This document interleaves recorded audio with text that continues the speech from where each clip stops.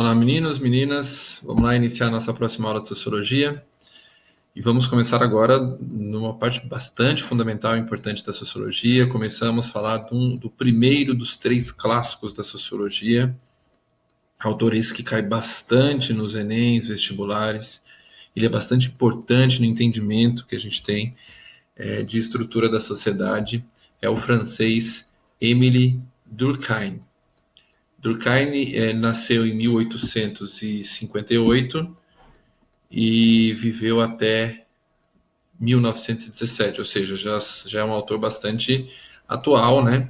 Ele morreu há um pouco mais de 100 anos atrás, já no século XX. Émile Durkheim. Primeiro ponto importante. A gente falou na última aula que a sociologia ela surgiu com fatores que envolvem a ascensão da Revolução Francesa Industrial, a burguesia no poder, e falamos do pensador Auguste Comte, que propagou as ideias positivistas no início da sociologia. E como o primeiro clássico da sociologia vem logo depois de Comte, ele é um discípulo, ele bebe muito da teoria positivista e adota muito da teoria positivista nas suas ideias e nas suas teorias sociológicas, né? Primeiro ponto importante, tanto Comte quanto Durkheim acreditavam que a sociologia, sendo o estudo das relações sociais, ela podia ser e deveria ser também um estudo que se assemelhasse aos estudos das ciências naturais. Ou seja, ele queria chegar com o estudo das relações sociais em respostas exatas e concretas sobre a sociedade. E acreditava que, para isso, o método a ser usado nas pesquisas sociológicas tinham que ser semelhantes aos métodos de investigação das ciências naturais, como a física, a química, a biologia, etc. Tá? Feito isso, chegando às luzes das ciências naturais, com métodos rígidos, com objetividade, etc., a ideia é, ao fazer isso e conseguir chegar ao entendimento da sociedade, você podia controlar os fenômenos sociais e melhorar, modificar, alterar.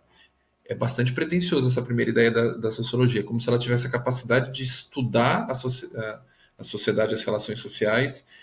Ao estudar as relações sociais de forma exata e precisa, ela conseguiria entender, ela conseguiria controlar, conseguiria modificar para o bem da sociedade. O que é inimaginável, porque o ser humano é diferente, as relações sociais são diferentes das ciências naturais exatas, mas essa foi a ideia. E aí eu sei na última aula que nós temos bases positivistas, inclusive na nossa república, algumas ideias positivistas foram colocadas na nossa proclamação, e a nossa bandeira tem essa relação de ordem e progresso, que é uma frase bastante relacionada às ideias positivistas, que eu descrevi aqui para vocês. Certo? Vamos para o cerne, para a principal ideia do Durkheim. Tem mais 3 pontos importantes. Durkheim a gente consegue falar numa aula só, os próximos vão ter que se estender por mais de uma aula. Esse é o Émile Durkheim. Esse é o pensador francês. O Durkheim, a gente vai ver que tanto ele quanto o segundo clássico da sociologia, eles eram estruturalistas. O que significa ser estruturalista? Eles acreditavam que a estrutura no qual a gente está inserido determina a forma como a gente se forma, como a gente é. Então, Durkheim tinha a seguinte ideia: a nossa forma de agir, de pensar e de sentir, ela é externa da gente, ela é externa a nós. Ao nascer, nós recebemos e somos determinados pelo meio em que a gente está inserido. A gente age de acordo com aquilo que a sociedade nos ensinou a agir, a gente pensa de acordo com o que a sociedade nos ensinou a pensar, inclusive a gente sente, sentimentos são ensinados, a gente aprende a sentir de acordo com a estrutura. Vou dar um exemplo bem claro, o conceito de amor que existia há 200 anos atrás é diferente do conceito de amor que existe hoje, 500 anos atrás, 1000 anos atrás. Então a gente é fruto daquilo que o meio fez da gente. E não é uma influência, é uma determinação, que é uma diferença grande. A gente pode discutir se somos influenciados ou se somos determinados. Durkheim determina, nós somos determinados pelo meio. Então, segundo Durkheim, o fato social, que é a nossa forma de ser, é baseado em 3 grandes conceitos: exterioridade, coercitividade e coletividade. Exterioridade eu já falei. Nós somos fruto do meio externo. O meio externo faz aquilo que a gente é. Aí ele entra num ponto que eu ia falar da socialização. Para Durkheim, a primeira grande função da escola é fazer a gente aprender a obedecer. Uma criança não aprende a ler, não aprende a criar conhecimento, a refletir. Primeiramente, não estou falando que a escola não leva a isso. Mas o primeiro ensinamento da escola e o ponto principal da função da escola é o ensinamento das regras, da postura, da forma de agir, da forma de pensar, da forma de sentir. Tanto que, ainda mais na época onde ele viveu, numa sociedade mais tradicional ainda. E aí, quanto mais tradicional, mais era assim. A educação, por exemplo, há um tempo atrás, se a pessoa saísse do padrão da sociedade, ela tomava punições severas, inclusive com punições físicas, né, com agressões físicas aos alunos. E isso, claro, influenciou o seu pensamento. Então, a pessoa que entra na estrutura social, sai da família e vai para a escola ensina a obedecer. É a primeira grande função, sob pena de punição. Então, se você não cumpre aquilo que a sociedade espera de você, é punição. Por isso que vem a segunda, que é coercitividade. É coercitivo, é imposto. É uma coisa que vem de cima para baixo, você não tem escolha, você tem que cumprir. Se você não cumprir, você vai ser penalizado. Em maior ou menor grau. Se você xingar um professor, você vai ser um grau, se você matar alguém, vai ser outro grau, mas todos serão penalizados. O meio social te pune. E é coletivo, porque ao nascer, os princípios que regem a estrutura da sociedade já estão vigorando. E ao nascer, você só vai receber esses princípios coletivos. Você vai receber toda a estrutura da sociedade que vai ser colocada a você. Certo?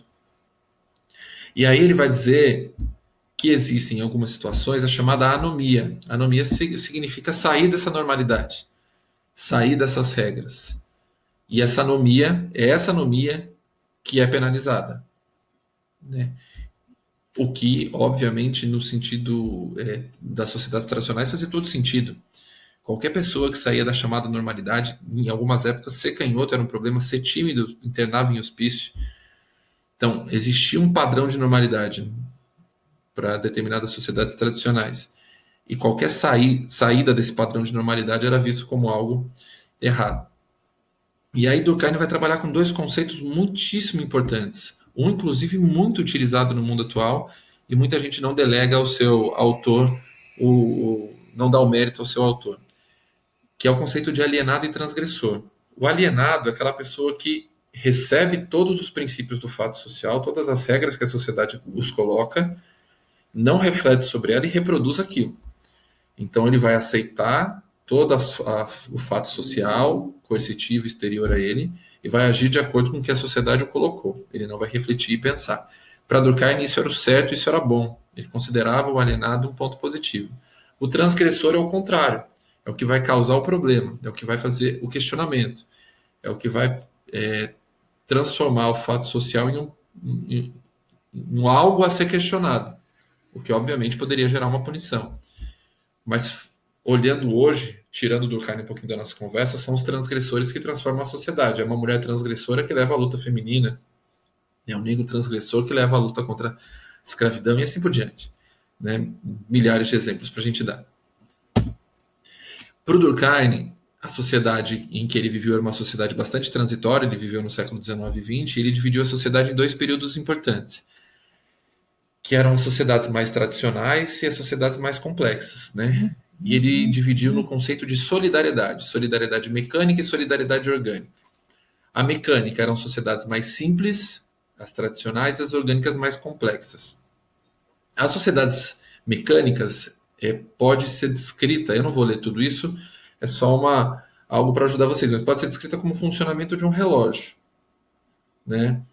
Onde cada um tem a sua função. Se um ponteiro tiver problema, ele não vai mudar toda a estrutura de uma sociedade. Não há uma significativa divisão do trabalho, um não depende do outro.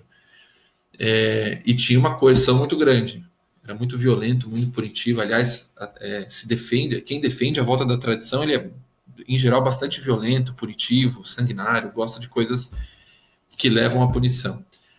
As sociedades complexas mais atuais, a gente pode relacionar com organismos do próprio corpo humano, né? Então, somos completamente interdependentes. Se uma parte do nosso corpo parar, se um órgão parar, vai dar problema na estrutura do nosso corpo inteiro. E essa sociedade tem uma divisão muito mais complexa, justamente interdependente. Inclusive, economicamente, é completamente interdependente. Se a bolsa de valores de algum país trouxer um problema, traz problema para o mundo. Vou nem falar do coronavírus, que surgiu numa cidade pequena da China e gerou um problema enorme. Então, viramos uma sociedade bastante complexa e interdependente, mas mudamos no ponto de tratar o fato social. Nós somos bem menos coercitivos e bem menos punitivos. As punições eram muito mais severas nas sociedades tradicionais, hoje a gente é muito mais restitutivo, ou seja, a gente pensa muito mais numa punição onde leva a pessoa a melhorar do que só tem prazer em punir. Apesar de você ter muita gente que acha que quanto maior a punição, melhor. Mas não é o caso do pensamento sociológico atual. E para a gente terminar, Durkheim tirou o seu tempo bastante para falar do suicídio, que a gente fala um pouquinho de filosofia mais para frente, mas é muito interessante. Para Durkheim, vou ler uma frase importante dele. Todo caso de morte que resulta direto ou indiretamente de um ato positivo ou negativo executado pela própria vítima e que ela sabia que deveria produzir esse resultado. Todo suicídio tem, para Durkheim, fenômenos e causas sociais. É a estrutura da sociedade que vai levar o indivíduo a escolher o suicídio, a escolher tirar a vida. E a gente vai ver no último slide que eu pus algumas frases para que vocês possam usar, se vocês queiram, no Enem, como alusão filosófica e sociológica. Mas ele vai falar que grande parte das pessoas que se matam, eles se matam como uma doença do meio social. Na verdade, ele está tentando tirar um problema de si, porque ele não consegue mais viver em sociedade. 3 tipos de suicídio, segundo ele. Existe o suicídio egoísta, que é aquela pessoa que não consegue mais se enxergar numa coletividade, então ela individualiza, ela traz o problema todo para ela não consegue mais ver mais a sociedade como um todo, a relação entre indivíduo e sociedade se perde, e quando se perde a relação dela com a sociedade, que ela não vê mais sentido na vida, ela tira a vida dela, não há mais razão para ela viver, ela não se vê mais inserida no meio social. Então ela acha que não faz mais esse sentido, ela acaba tirando a vida dela.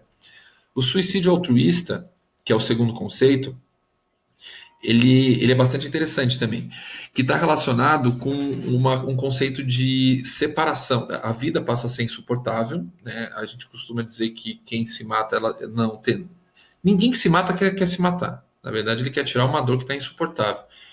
E essa dor insuportável acontece porque muitas vezes a pessoa confunde a sua dor, o seu indivíduo, com um grupo, com alguma ideia de um grupo onde ela pertence.